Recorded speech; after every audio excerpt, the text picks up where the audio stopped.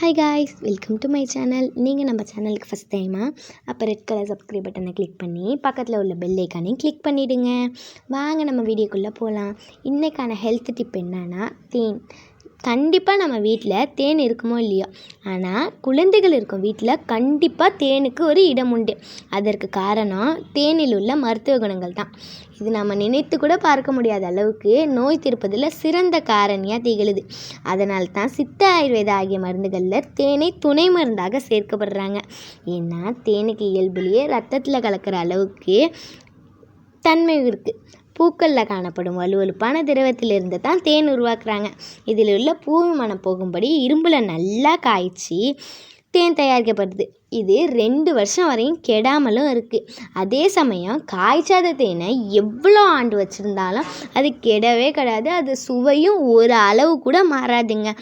இதில் குளுக்கோஸ், புரோட்டோகோஸ், நீர் உள்பட்ட பல சத்து இருக்குங்க. தினமும் ஒரு ஸ்பூன் தேன் சாப்பிட்டா மூட்டு வலி ஏற்படாது. இது சிறந்த மிளுமிளுக்கியாகவும் செயல்படுகிறது.